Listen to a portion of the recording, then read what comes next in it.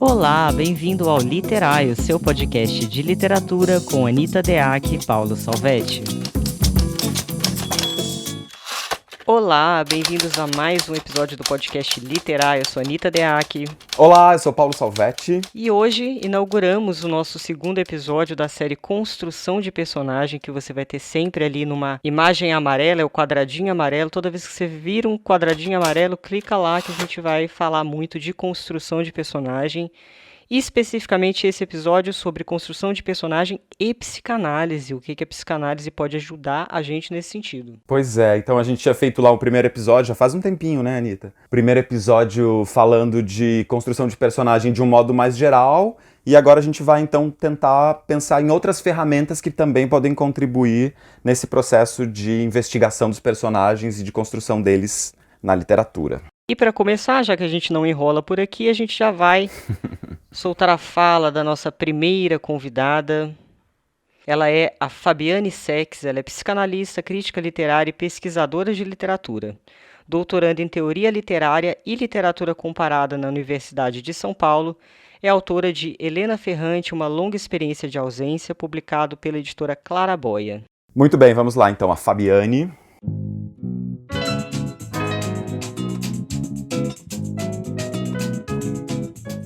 Esse assunto rende, né? Porque quem vem da psicanálise sabe que a psicanálise é devedora da literatura, que Freud foi um grande leitor de maneira geral, né? De outras áreas também, de filosofia, de antropologia, mas também um grande leitor de literatura. Inclusive, ele foi premiado com o Prêmio Goethe de Literatura pelos escritos dele. A influência literária aparece não só no conteúdo do que ele escreve, mas também na forma. Freud era muito atento à tessitura do texto, não só às ideias que ele apresentava, mas ele era também um grande escritor, é considerado um grande escritor. E ele recorre aos escritores para formular, para apresentar, para desenvolver ideias da psicanálise. Dois dos autores mais citados em toda a obra do Freud não são médicos, não são filósofos, não são antropólogos, são escritores, Goethe e Shakespeare. Então, por aí, assim, muito panoramicamente, a gente tem uma ideia da importância da literatura para a psicanálise e do quanto a psicanálise, portanto, tem essa dívida com a literatura. Então, essa aproximação entre os dois campos me parece um pouco natural de ser feita, uma vez que ela sempre tenha estado lá, né? Desde o início da psicanálise, a literatura antecedeu a ela e moldou em grande medida as ideias da psicanálise. O Freud tem uma frase em um texto muito interessante sobre a gradiva de Jensen, que ele fala que a gente deve levar muito em consideração o depoimento dos escritores em relação a todas as coisas, porque há campos onde a ciência ainda não chegou e a literatura já esteve lá. Então, é como se as ideias todas que o Freud tenha conseguido formular, por mais originais e brilhantes que sejam, elas são tributárias a leituras de grandes escritores que já estavam debruçados sobre as questões, as contradições humanas. Então, para mim, essa aproximação não só é natural, como ela é importante de ser feita. Eu acho que os psicanalistas ganham muito quanto mais eles leem bons escritores.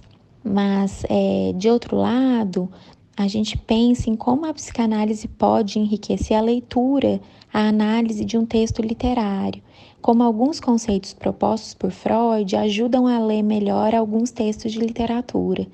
Com isso, eu também quero fazer uma ressalva que é importante que essa aproximação seja feita se você está afiliado ao campo literário, ou seja, se você vai fazer uma análise literária e não uma análise psicanalítica de um texto, é muito importante que o objeto literário venha na frente, né? Então, que a teoria não sirva para enquadrar o texto literário como uma mera ilustração da teoria, né?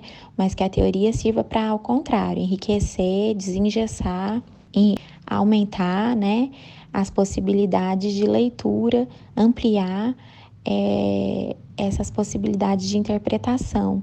Então, um texto que costuma render muito nesse sentido é O Inquietante, do Freud, um texto que também já foi traduzido como O Estranho Familiar, e agora foi traduzido como O Infamiliar pela editora Autêntica.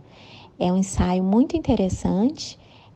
Eu estou usando a expressão inquietante, que está na tradução da Companhia das Letras, e que o Freud parte de um texto literário para formular esse conceito, onde, muito grosso modo, a gente tem uma sobreposição entre o familiar, o que é familiar, conhecido, e o que é estranho.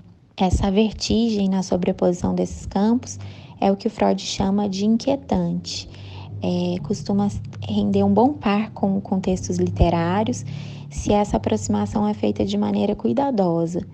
No meu trabalho, na análise da Helena Ferrante, esse é um dos textos do Freud que eu usei. Eu usei mais de um.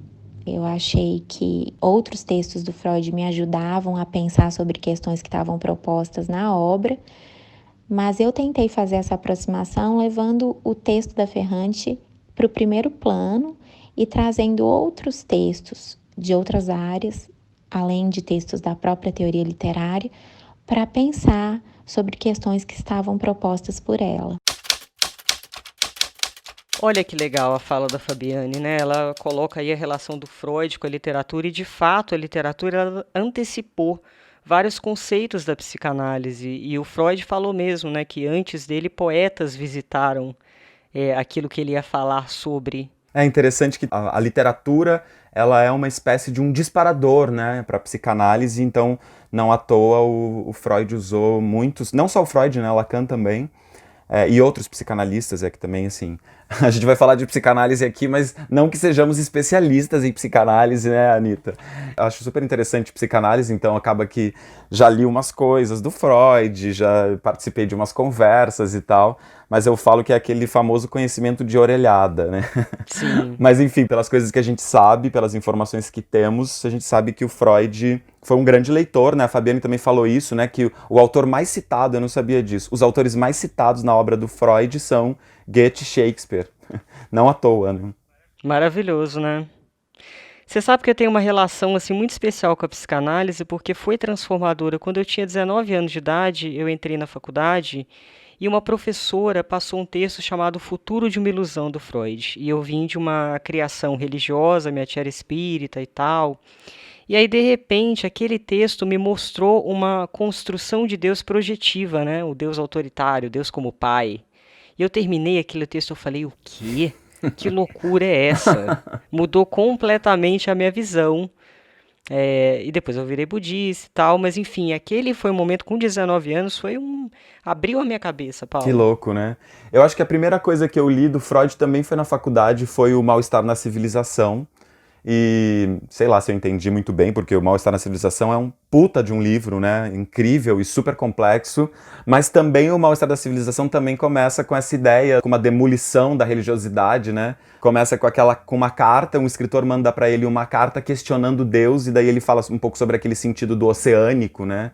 Que todo mundo queria pertencer, todo mundo pertence a uma mesma unidade, ao mesmo corpo, né, coletivo, e o Freud faz ali uma desestruturação de todo esse pensamento, também desconstruindo, né, essa unidade religiosa como uma verdade. Eu amo esse texto. Para mim ficou muito marcada a ideia de que nenhum ser ou objeto, e aí pode ser tanto religioso como qualquer coisa na vida, ele é capaz de satisfazer completamente alguém, né? E que o desejo, a questão do desejo para você se manter em movimento, é preciso que haja essa falta, é preciso que você não seja completado, digamos assim. Então eu acho muito doido que muita gente, a gente mesmo, né, em alguns momentos da vida, a gente joga tanta expectativa nas coisas, a gente espera que elas entreguem aquilo que a gente quer ser completado.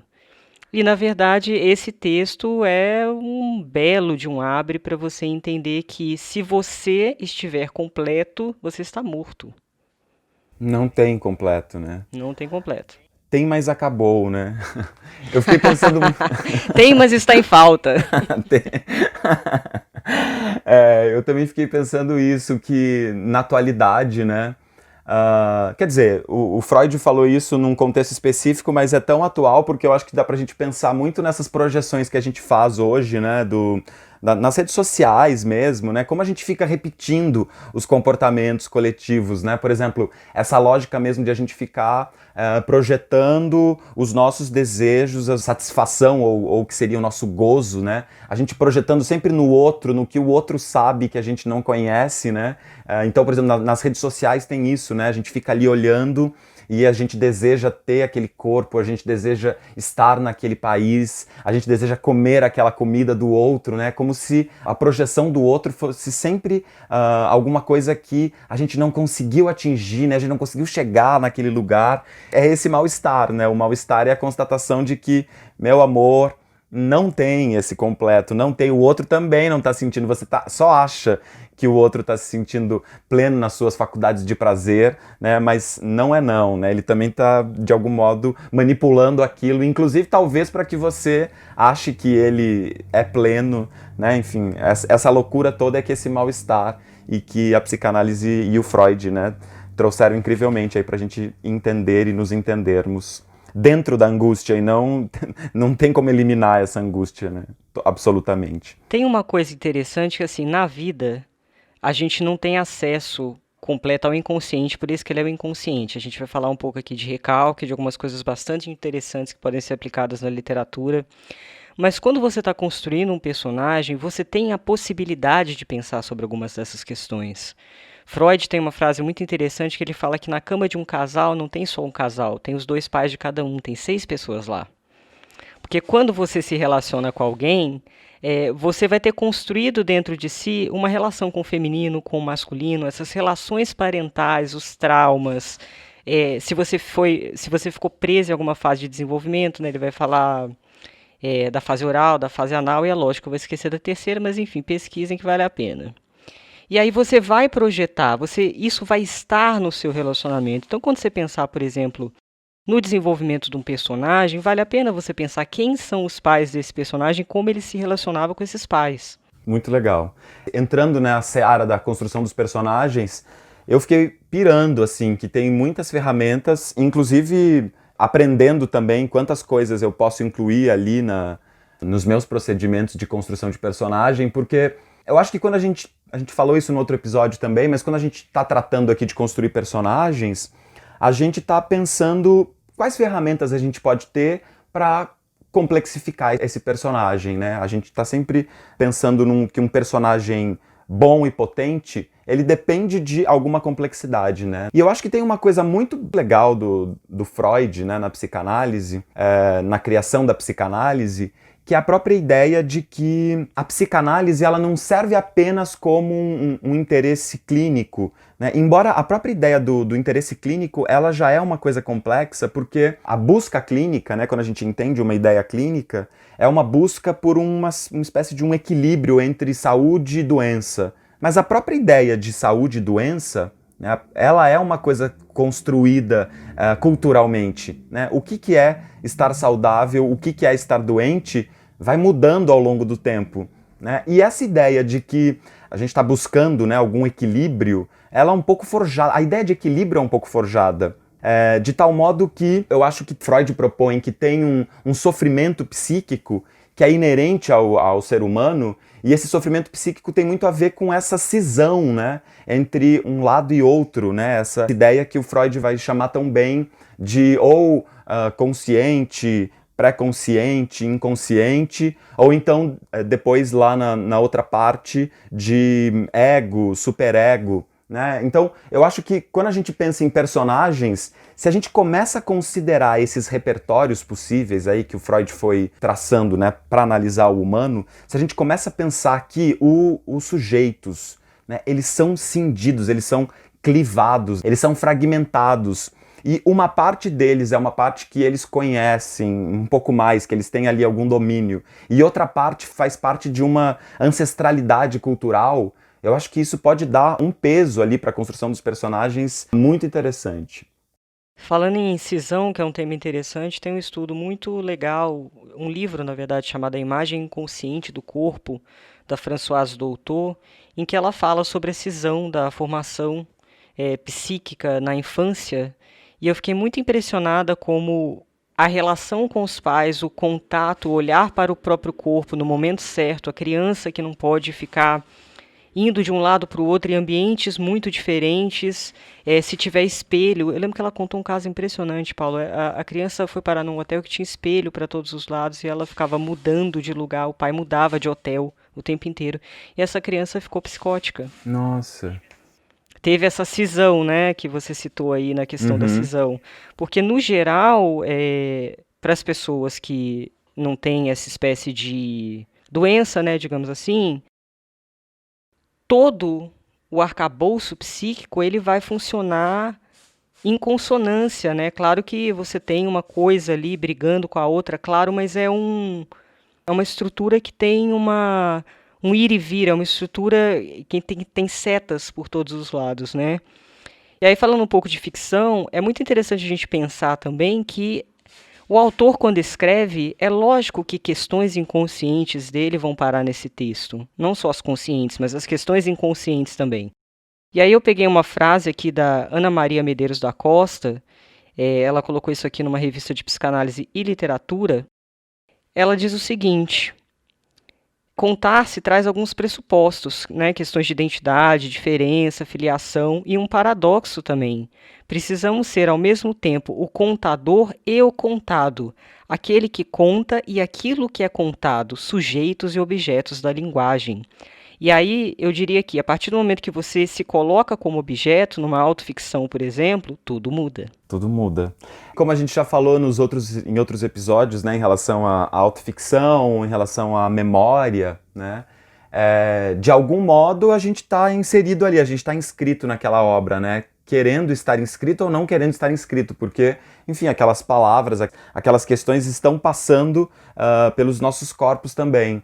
Saber reconhecer isso e saber fazer boas escolhas disso, né, ter ali algum limite de consciência, né, em relação a essas escolhas, pode ser que a gente consiga fazer o projeto de um personagem funcionar mais, né, dentro daquele projeto de obra que a gente está criando. E o que eu acho mais interessante é que você tem mais controle do que na vida, né? Porque na vida existem partes do inconsciente que nunca virão à tona, né? Não é possível conhecer-se completamente, pelo menos não na linha da psicanálise, você vai ter sempre algum conteúdo que está ali.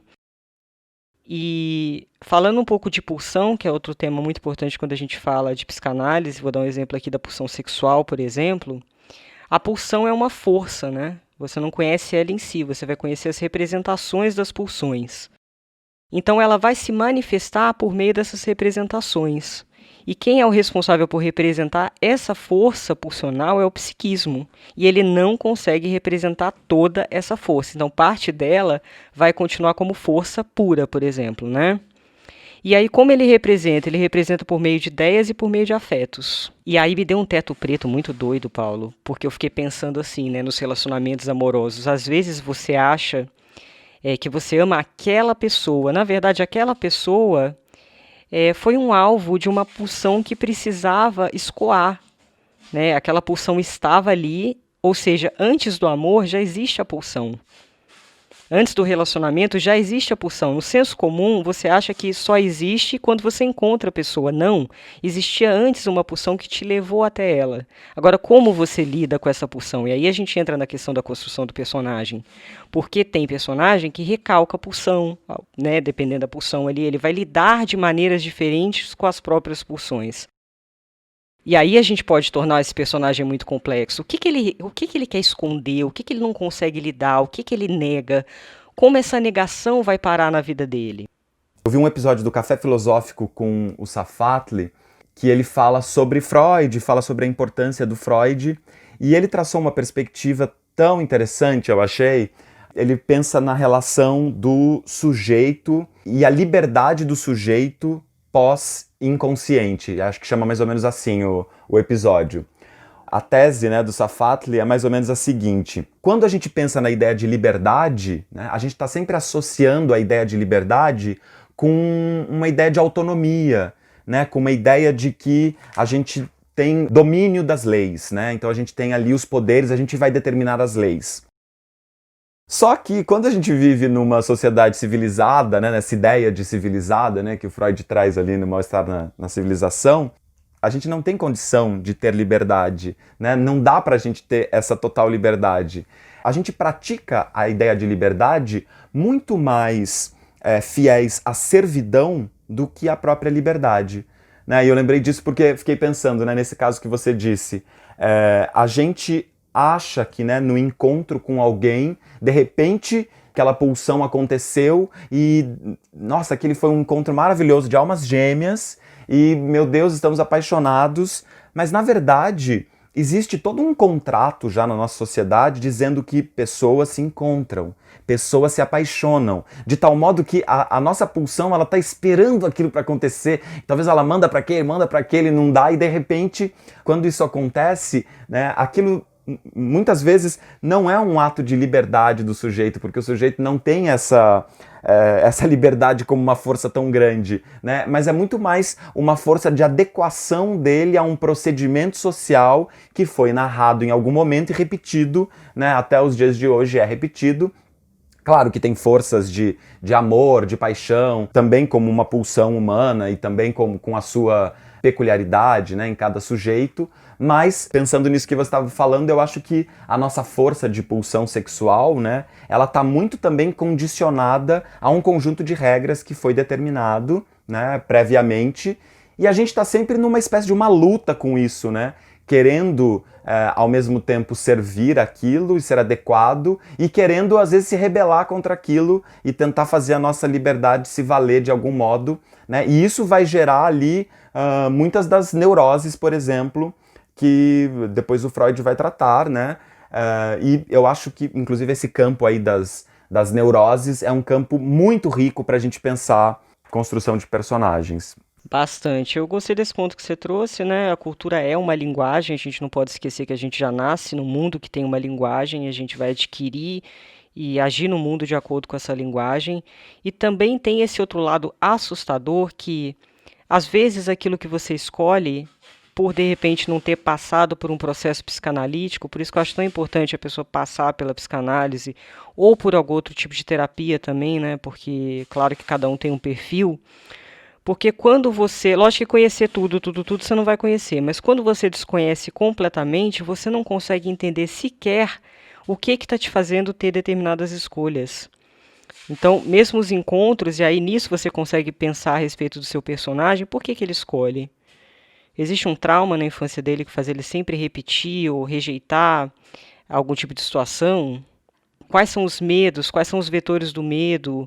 O que tem a ver? Porque você pode saber e não necessariamente ele, certo? Porque a pior coisa que existe na literatura é aquele personagem que tem... A não ser que ele seja pedante, aí é legal. Mas aquele personagem que sabe tudo de si, se ele não for pedante, se isso for colocado no texto como premissa, dele realmente saber tudo sobre si mesmo, fica muito desinteressante, né? Porque você não deixa espaço para o leitor inferir nada. E também é interessante a gente pensar que muitas das repetições, né, que a gente faz na vida, né, por exemplo, eu tenho uma tendência a achar que eu sou procrastinador, mas eu fico pensando assim, será que eu sou mesmo procrastinador porque eu faço tantas coisas, será, enfim, ou será que procrastinador é uma coisa que dizem que eu sou, mas enfim, tem uma série de repetições na minha vida que eu identifico às vezes, mas nem sempre identifico.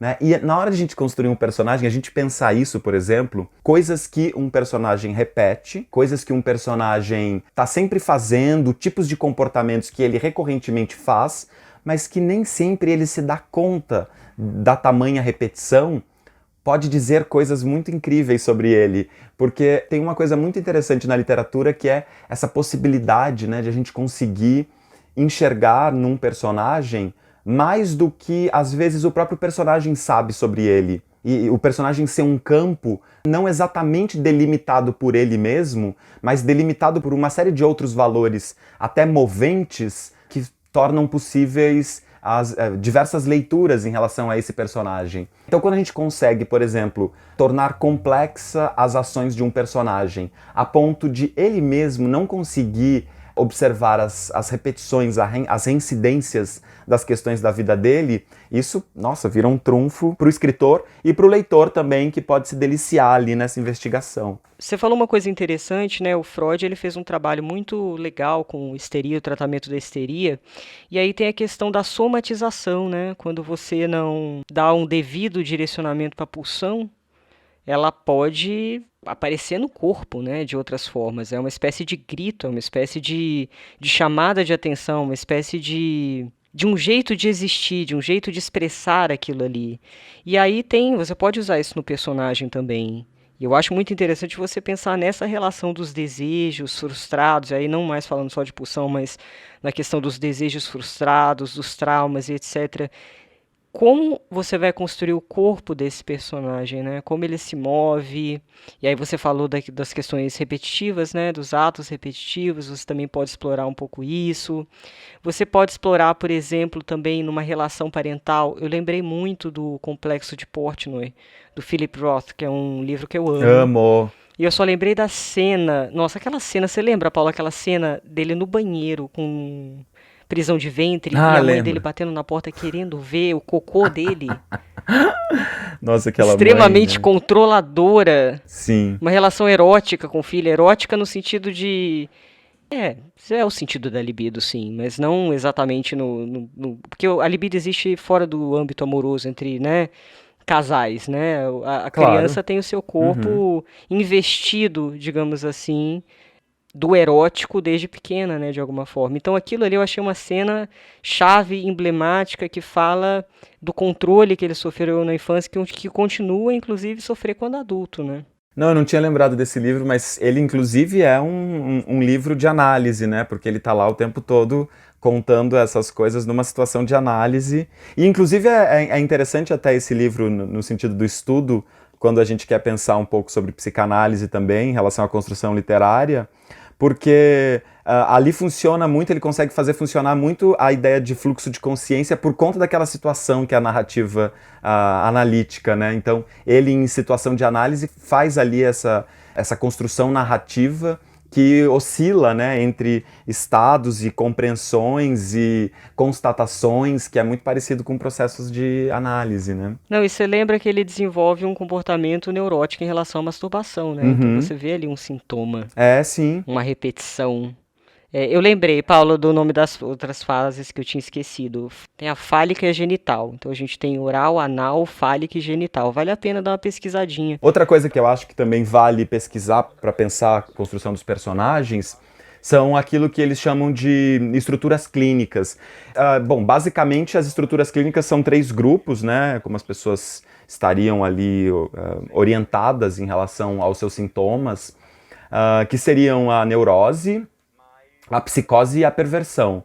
Eu acho que a maior parte das pessoas são neuróticas, né? Uma coisa interessante também que eu fiquei pensando, eu acho que quando Freud pensa isso, ele não está pensando em sentido de doença, num sentido de situação anormal, né? Eu acho que quando a gente pensa na normalidade do que são as pessoas da nossa cultura, eu acho que elas dividem-se ali, não exclusivamente, né, mas de acordo com os sintomas que elas apresentam mais reincidentes, entre pessoas que têm a neurose, têm a psicose, têm a perversão.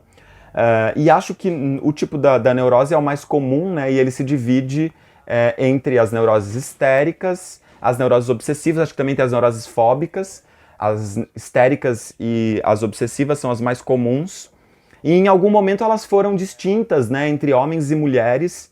Até, se a gente for ver bem, há muitos questionamentos, né, principalmente um posicionamento feminista de negar o Freud no final do século XX e no nosso século, negar o Freud até por uma constatação, por um julgamento sexista, né, da obra dele, pensando que o Freud contribuiria, né, teria contribuído por estigmatizar também a mulher a esse lugar, né, por constatar que histeria era uma coisa mais recorrente nas mulheres e a neurose obsessiva seria mais recorrente nos homens.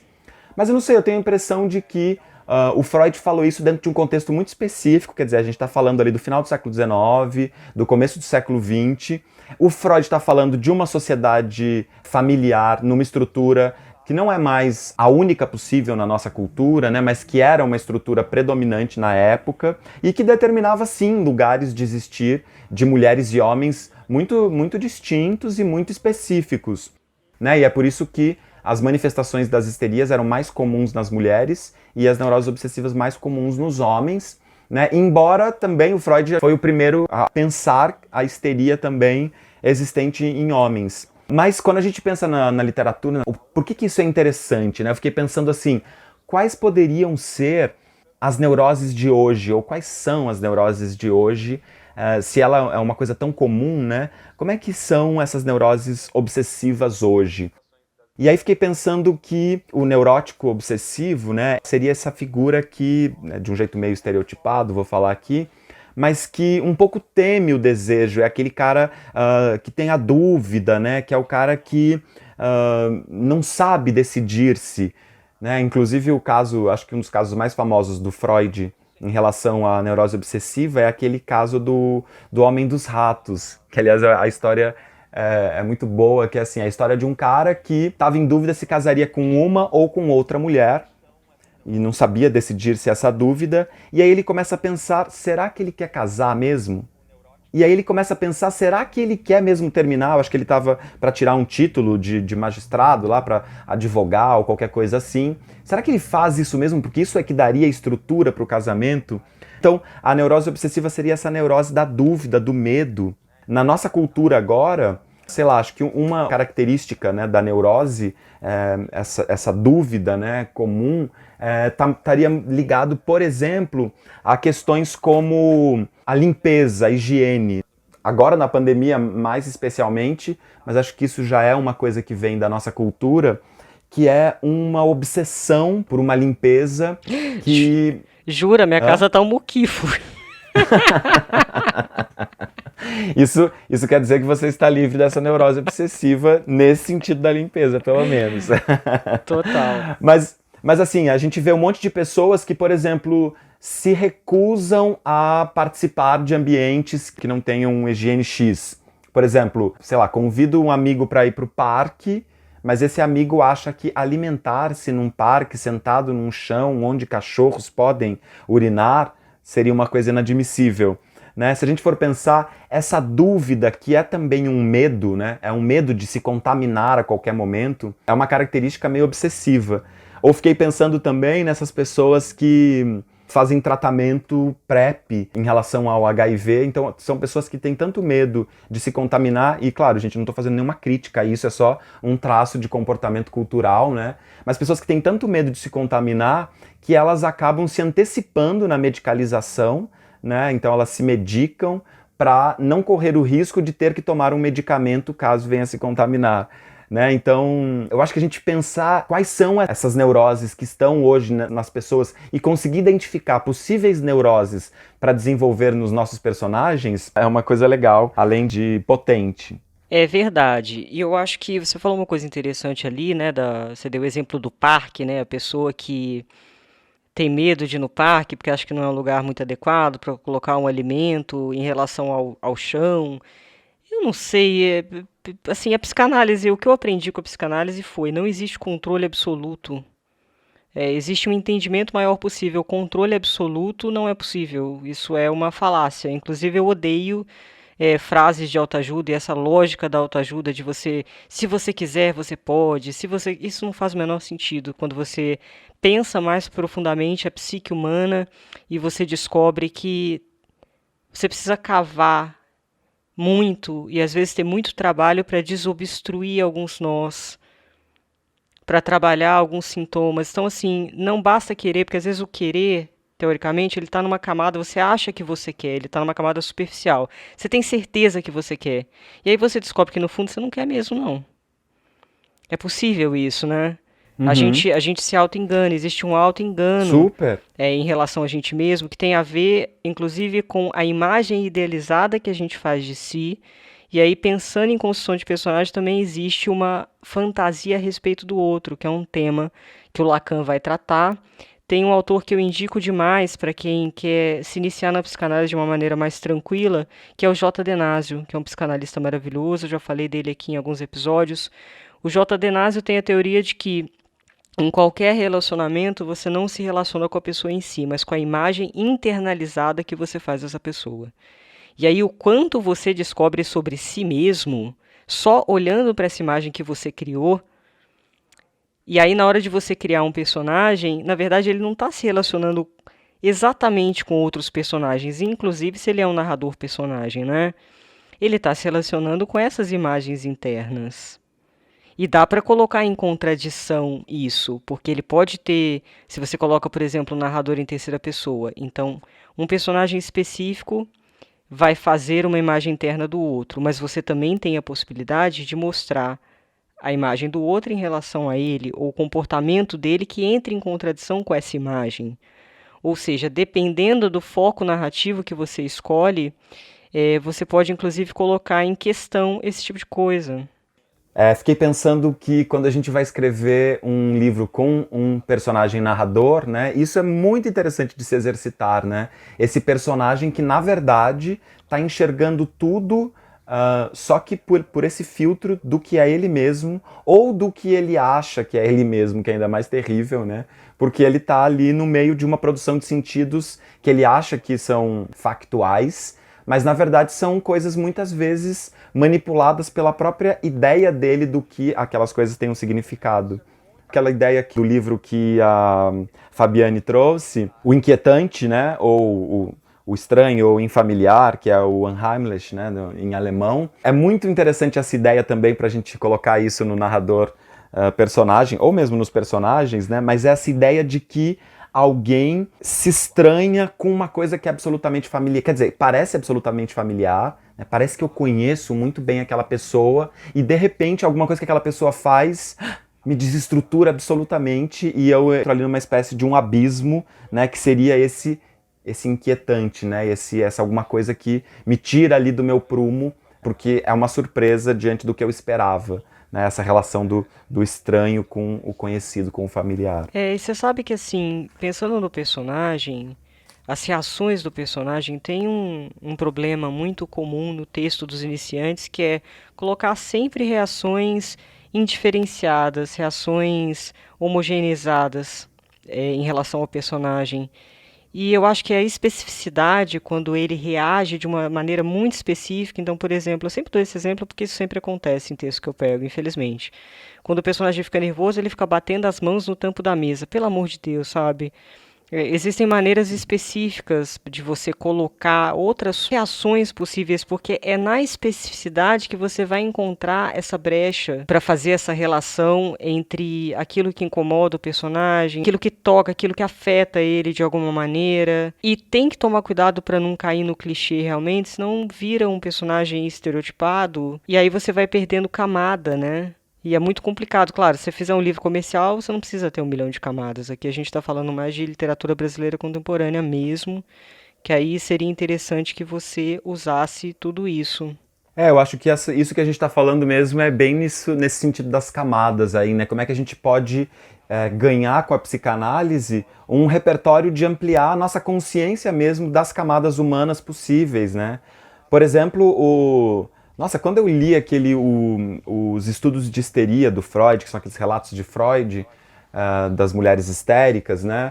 Na verdade é o que funda a psicanálise, né? Tem aquele primeiro caso lá que acho que é da Ana, que é da onde eles têm essa ideia de que conversando com alguém contando as coisas, né, pode-se encontrar caminhos de cura. Nossa, quando eu li aquilo, até a Fabiane também comentou isso, para mim era literatura, que também eu li sem, né, um interesse exatamente de aprender psicanálise, eu li curioso pelo Freud, e eu achei aquilo incrível, porque é de uma riqueza, o inesperado do que acontece com essas mulheres, né, o que está acontecendo com elas, e são casos de mulheres histéricas, né, que, como você estava falando no começo, né, reagem corporalmente de um jeito totalmente inesperado, né, por exemplo, a moça que fica cega quando o pai dela morre, ela fica cega, de repente fica cega. Quer dizer, é uma coisa totalmente inesperada, né? A gente poderia esperar que ficasse deprimida em casa, de luto, não saísse, não falasse mais. Ai, deixa eu contar uma somatização maluca que eu tive. Conta. Você acredita que eu tinha uma enxaqueca com áurica, uma enxaqueca rara, que você tem os mesmos sintomas de derrame. É uma coisa horrível. Tem troca de palavras, fica com metade do corpo formigando, eu achava que eu ia morrer e tal. Não foi só me separar pra eu nunca mais ter essa enxaqueca? Olha só, era um caso desses de somatização Loucura. histérica, se a gente for usar esse vocabulário, né? É. E tem uma outra coisa também que é a gente pensar que, assim, não é também pra gente criar personagens histéricos ou neuróticos, obsessivos, não é essa ideia, porque isso também pode aproximar a nossa criação de personagem de estereótipos, né? Mas é como é que a gente pode usar isso de repertórios para enriquecer a nossa possibilidade de entender as complexidades humanas, né? Sim. Eu vou colocar 2 pontinhos interessantes aqui para vocês buscarem conhecer mais, porque pode ajudar na construção de personagem, que é o afeto, né? O afeto seria uma expressão qualitativa da quantidade de energia pulsional. Então, afeto corresponderia a um processo de descarga, cuja manifestação final seria percebida como sentimento. Então, afeto é diferente de sentimento, vale a pena pesquisar para entender um pouco mais isso aí. E os afetos, eles não são recalcados, né? Não existe afeto inconsciente, você tem consciência do afeto. Embora a gente não consiga determinar a origem do afeto ao sentir as manifestações dele. E aí, por outro lado, eu tinha falado da representação das forças pulsionais, né? Eu tinha falado em afeto e das ideias. E as ideias seriam basicamente traços de memória, digamos assim. Então você tem essas duas bases, as duas representações das pulsões, e aí você pode escolher como esse personagem vai lidar com essas pulsões e que tipo de pensamento vai ser representado, né? Como ele vai escoar ou não escoar. Não, e eu fiquei pensando que se você aí, querida e querido ouvinte do podcast Literai, se interessou por essas questões, nós também podemos nos autoindicar, porque nós temos episódios sobre afetos, nós temos episódios sobre memórias, em que a gente também torna essas reflexões aí mais por outras vias, né? Não pela via da psicanálise, mas se a gente está pensando em abrir caminhos, em abrir espaços para pensarmos e ampliarmos os repertórios, acho que esses nossos episódios também são bem interessantes nesse sentido, né? Super. Então vamos à nossa próxima convidada, ela é a Luciane Slonka, psicóloga e psicanalista, professora do curso de Psicologia da Unicinos. Participou das antologias de contos 103 que contam e breviários organizados por Charles Kiefer e da antologia de crônicas Santa Sede, organizada por Rubem Pens em Porto Alegre. Vamos lá então, a Luciane.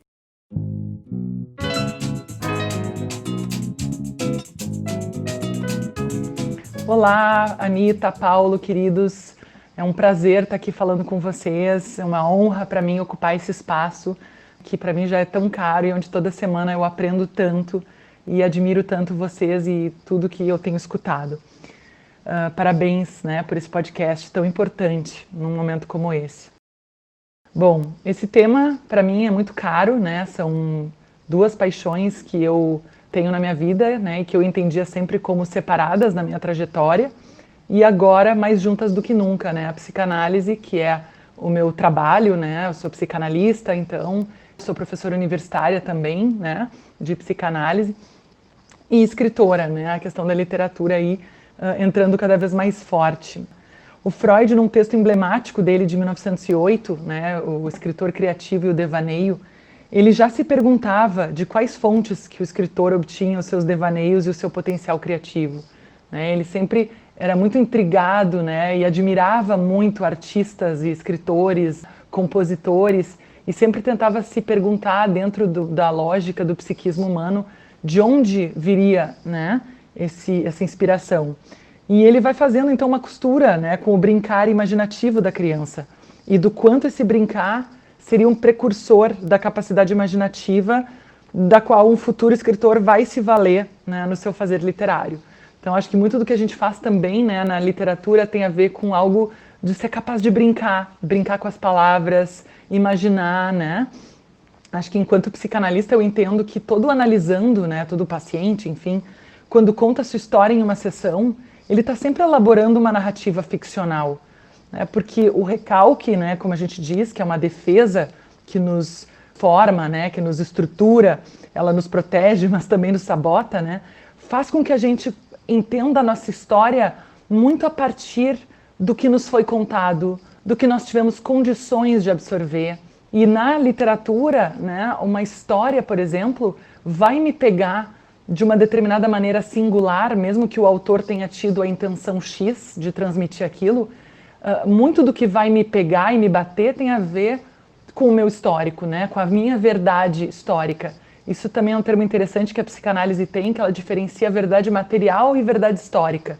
Verdade material é o que me aconteceu de fato. Bom, com 3 aninhos nasceu a minha irmã, com 4 aninhos nós nos mudamos de cidade.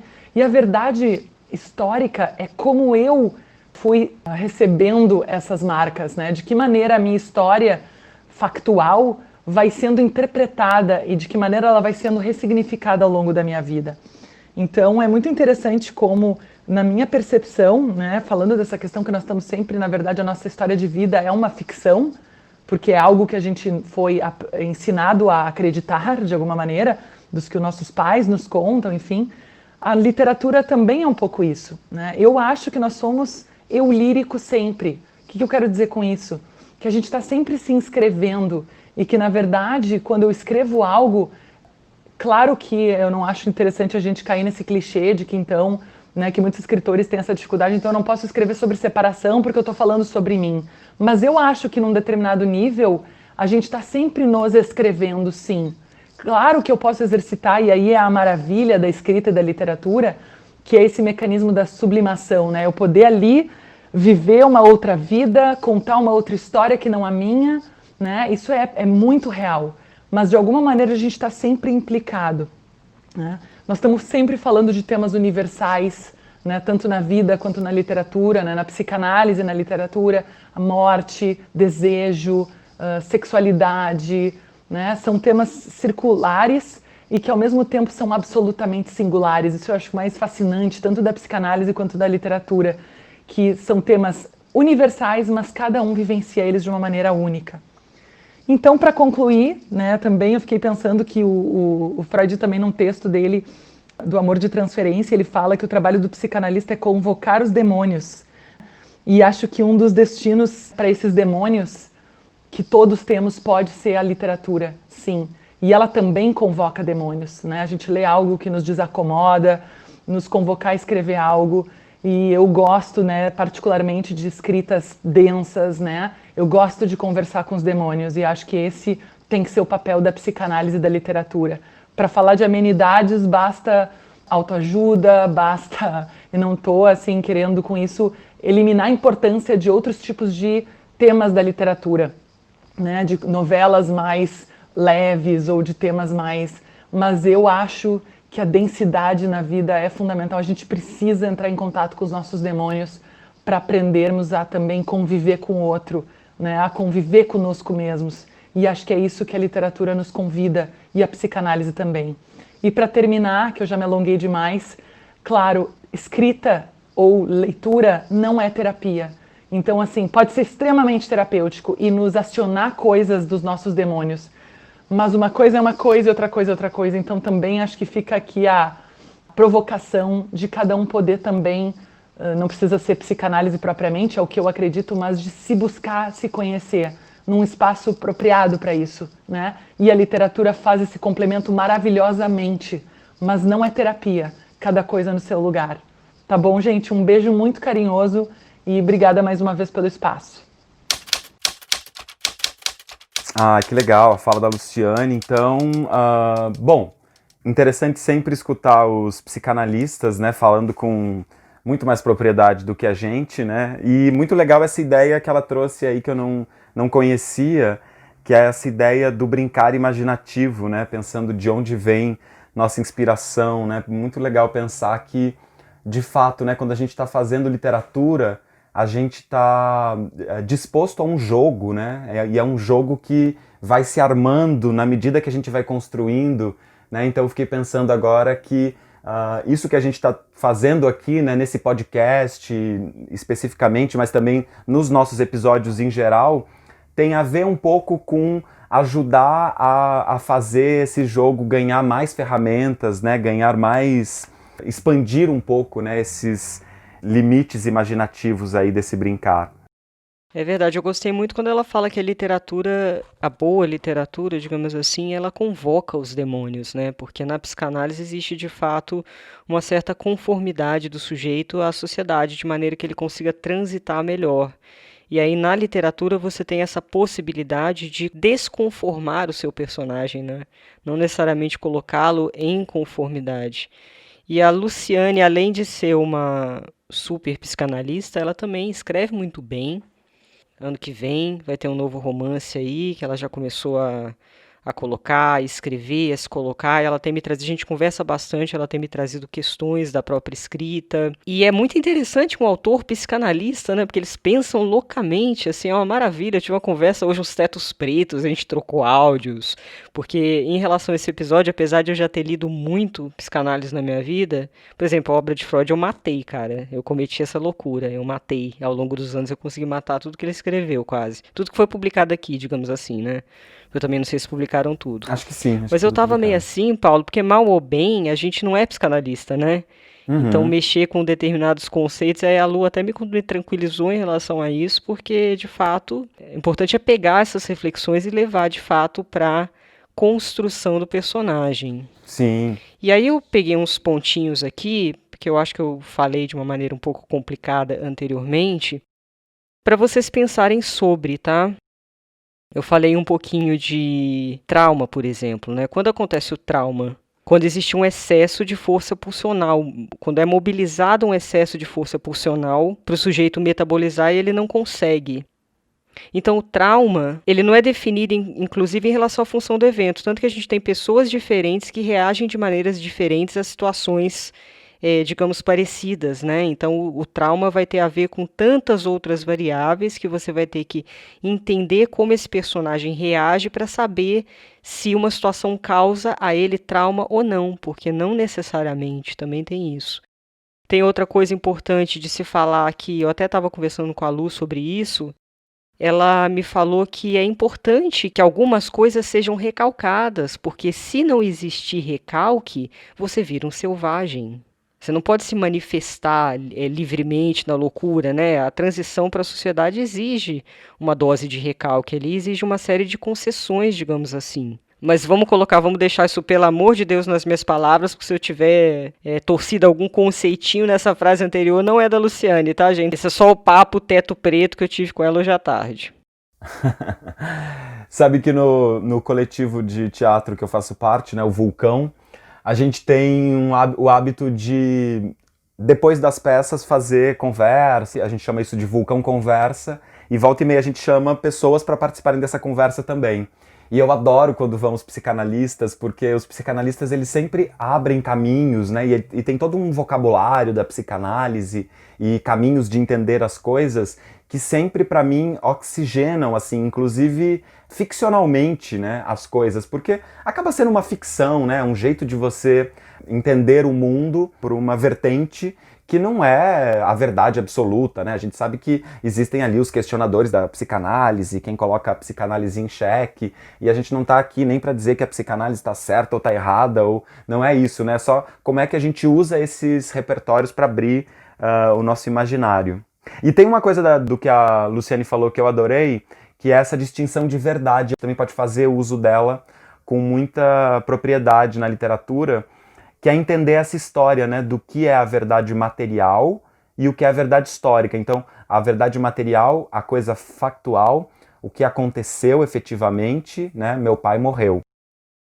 E a verdade histórica, que é como é que eu reajo, como é que eu recebo, ela chama de como é que eu recebo essas marcas, né, dá pra gente pensar como é que isso se constitui enquanto cicatrizes em mim e como é que eu vou lidar então com isso, né? Então, as reações diante daquilo que às vezes estão explícitas, mas às vezes elas vão ser recalcadas e elas vão acabar extravasando em outros tipos de comportamentos, né? Em outros tipos de ações, que é muito interessante a gente pensar que é isso, né? O personagem às vezes pode reagir de modos muito distintos, como você comentou, a uma mesma coisa, né? E essa distinção tem a ver com como é que essa verdade é histórica naquele sujeito, né? Diferente do outro e diferente do que se poderia esperar dele, por exemplo.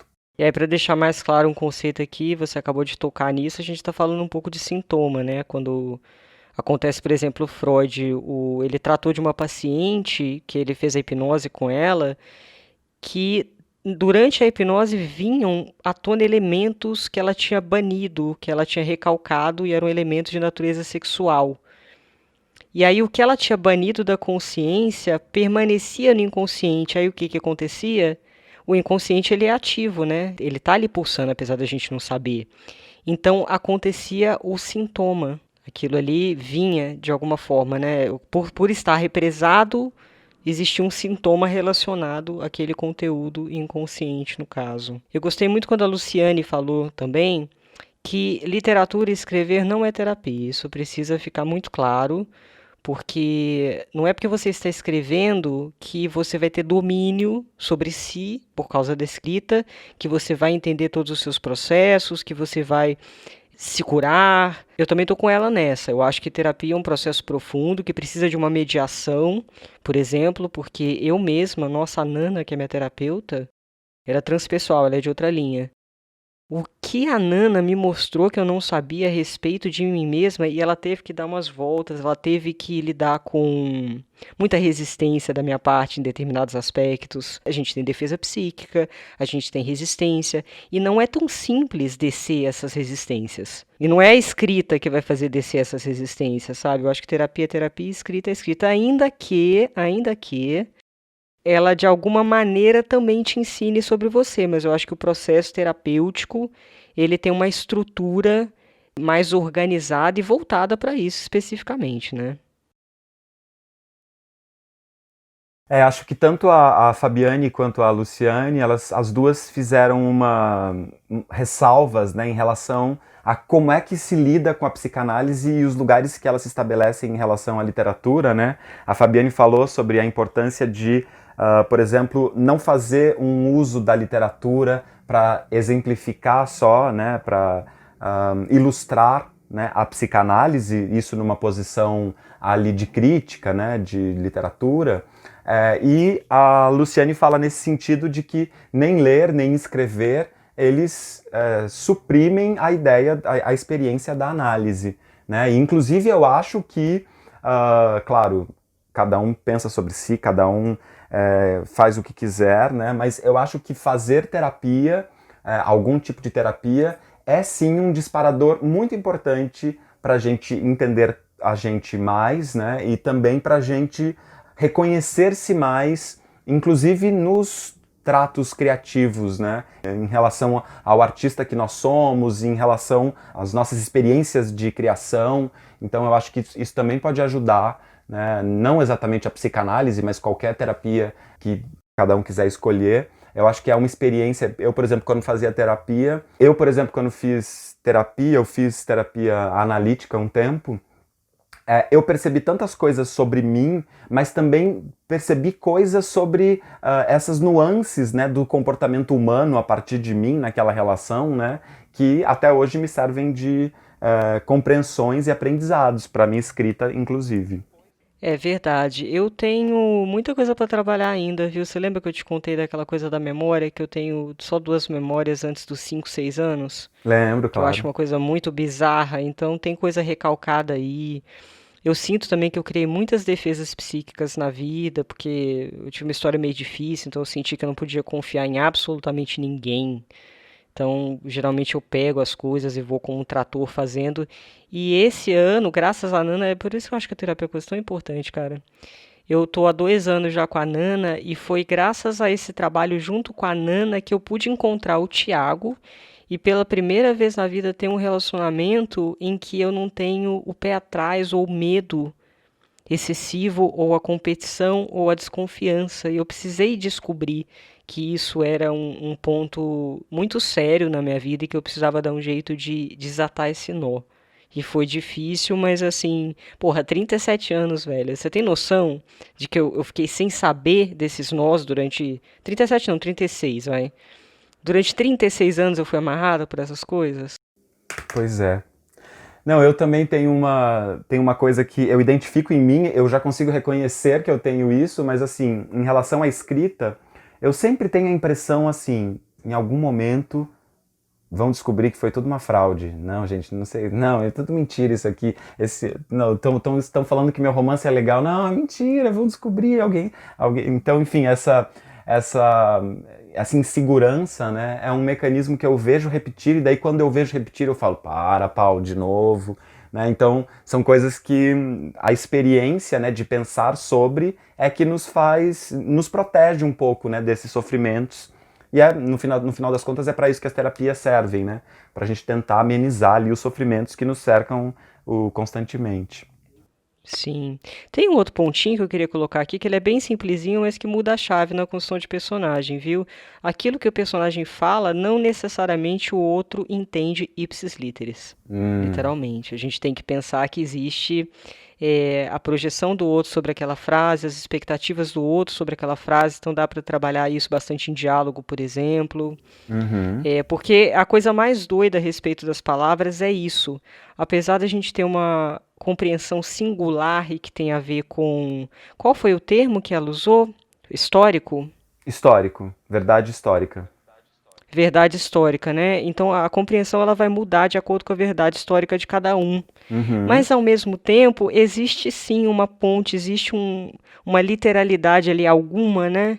Que faz com que a gente consiga se comunicar por meio dessas palavras, apesar de tantas frestas. E acho que uma coisa que eu tinha comentado rapidinho lá no começo também, para a gente ir encerrando aqui, quando a gente pensa, né, na psicanálise, o próprio fato do Freud ter, por exemplo, usado, né, o eu e o isso, quer dizer, o sujeito é alguma coisa que está entre o eu e o isso, ou o ego e o id, e também depois tem o super-eu, mas se a gente pensar nessa relação, né, o sujeito é alguma coisa que está entre dois pronomes, né, é um eu, que ali é um pronome pessoal definido, e esse outro pronome isso, né, que em português é um pronome demonstrativo, mas que em alemão ele é um pronome indefinido, né, é uma coisa, é alguma coisa e alguma coisa pessoal que define esse lugar de estar do sujeito.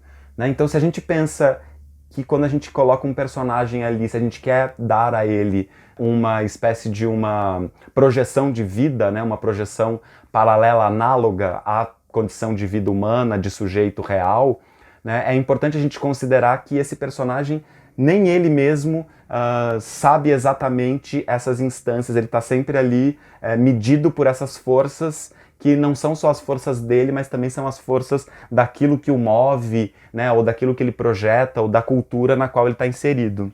É verdade, isso a literatura e a psicanálise têm em comum, né? A gente está lidando com uma dose muito significativa do impalpável.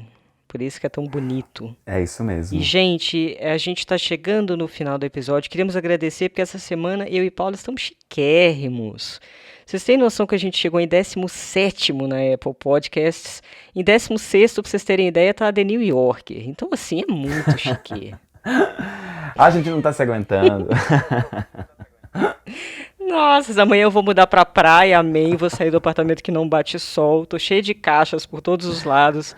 Mas, assim, é uma felicidade muito grande esse podcast. Desde que a gente começou, o quanto a gente tem aprendido, compartilhado, interagido com vocês. A gente quer aumentar, então, por favor, continue compartilhando para seus amigos, para seus familiares, para quem você acha que vai aprender junto com a gente. Quem quiser deixar mensagem, anchor.fm/literai, tá aqui na descrição do episódio.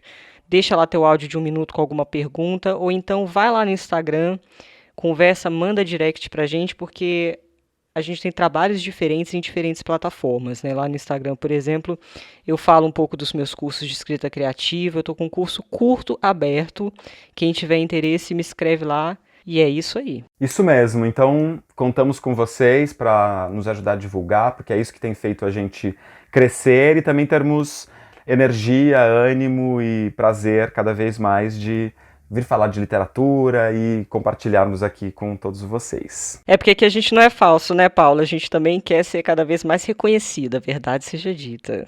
Claro, tem todo um ego aí agindo junto. Ai, que delícia! Um beijo, gente. Até semana que vem. Tchau, tchau. Um beijo, até semana que vem.